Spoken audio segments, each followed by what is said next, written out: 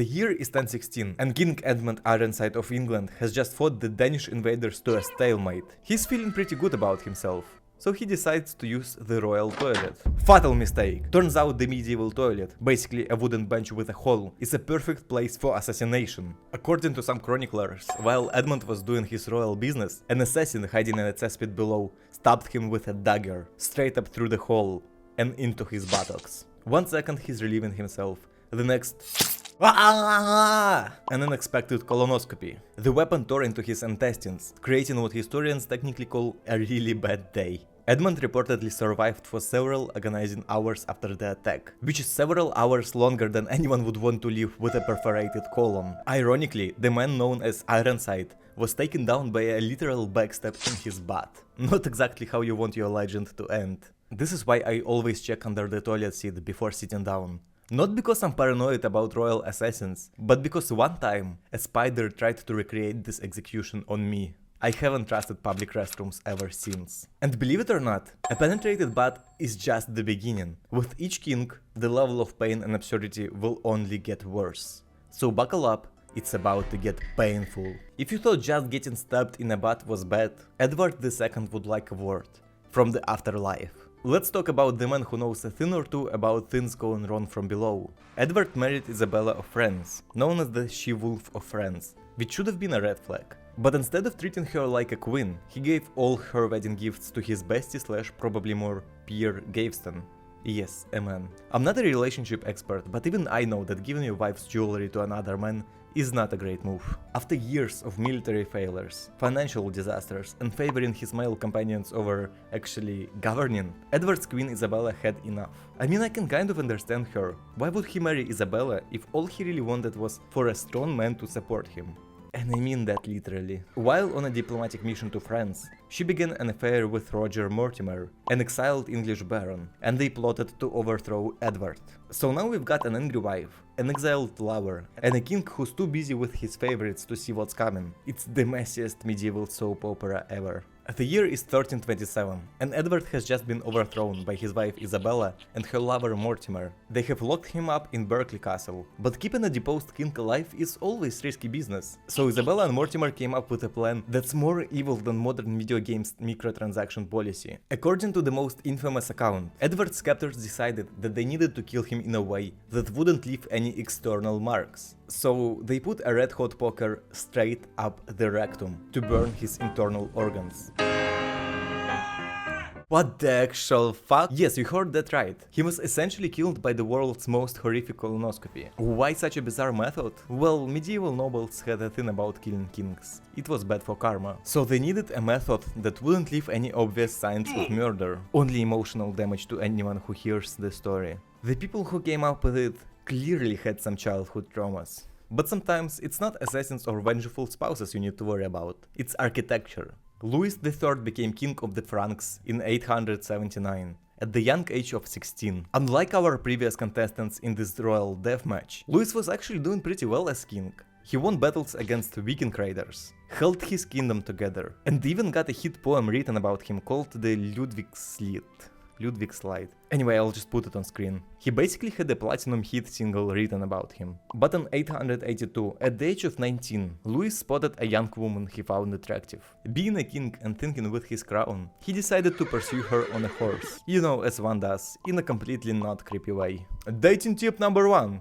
Women love it when you chase them on horseback. Be alpha. Make the first move. As Louis was galloping at full speed after this girl, she ran into a building to escape. But you know, being Sigma as he was, Louis knew she was just playing hard to get. So he attempted to follow her, on the horse, at full speed, through the doorway. The only problem? He forgot he was on a horse. His head smashed against the top of the doorframe with such force that he was thrown backward off his horse. He fractured his skull and died a few days later. Imagine being a historian trying to record this with a straight face. And King Louis III, the brave warrior who defeated Viking invaders, was killed by a doorframe while simping. And the worst part, Louis was only 19 and had been king for just 3 years. He died without an heir, creating a succession crisis that weakened France right as the Vikings were at their peak. And you think France would learn? Of course not. Let's go forward 600 years. Charles VIII of France also had a promising start to his reign. He became king at 13 and dreamed of glory and conquest. He had grown up reading chivalric romances, basically the medieval superhero comics, and wanted to be a legendary warrior king. In 1498, Charles was in his chateau at Ambus. He had recently made renovations to make the castle more Italian in style, including tennis courts, because Renaissance kings were fancy like that. Charles was heading to watch a tennis match when he walked straight into a low stone doorway, smashing his head so hard that he fell into a coma and died hours later. What makes this especially embarrassing is that Charles was only 5'3", just a little higher than Napoleon. The doorway must have been really low, or he was really not paying attention. It's kind of like playing Dark Souls and perfectly getting through the area, just to die falling off the ledge right before the final boss. Unfortunately, his dreams of becoming a medieval hero were shattered by a doorway. Ironic. And before we continue, smash that subscribe button. Not literally, just gently. Moving east, we find Caliph al-Mustasim, the descendant of the Prophet Muhammad's family, and the last Abbasid Caliph of Baghdad.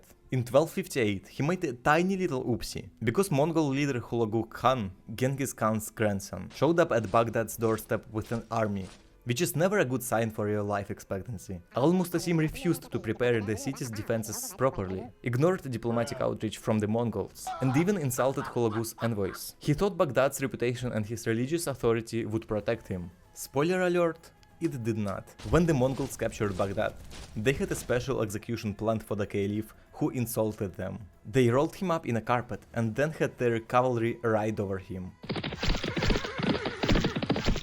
Ouch. The Mongols had a superstition about not spilling royal blood on the ground, so by rolling him like a burrito, they technically didn't spill his blood, they just turned him into royal jelly. Just imagine what a shame it was to rule one of the most advanced cities of the Islamic Golden Age, only to die as a human sushi. But not all royal deaths involved violence from others. Sometimes the call was coming from inside the house, or in this case, inside the stomach. Adolf Fredrik was king of Sweden from 1751 to 1771. He was chosen as a compromise candidate because the Swedish parliament thought he would be easy to control. And they were right. He was such a powerless figurehead that he is often remembered as the king who could be told to go to bed. So lucky Adolf had a lot of free time to pursue his real passion: eating. The only throne he truly controlled was the porcelain one he would visit after his feasts. On February 12, 1771, Adolf decided to have what can only be described as the ultimate cheat day. His meal included lobster, caviar,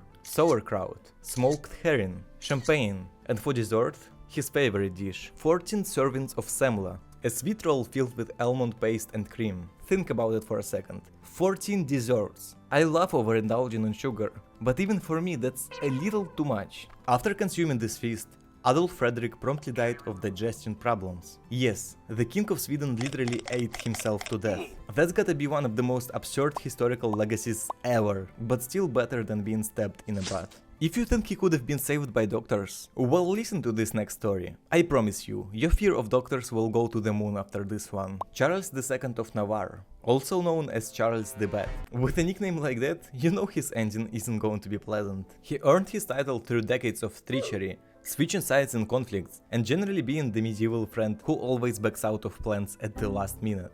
By his 50s, Charles was suffering from severe illness and could barely move his limbs. His physician came up with a unique treatment: wrap the king from head to toe in brandy-soaked linen cloths. Surely nothing could go wrong. When the servant needed to cut the thread that wrapped the king into this boozy cocoon, did she grab scissors? Nope, she decided to use a candle to burn through the thread.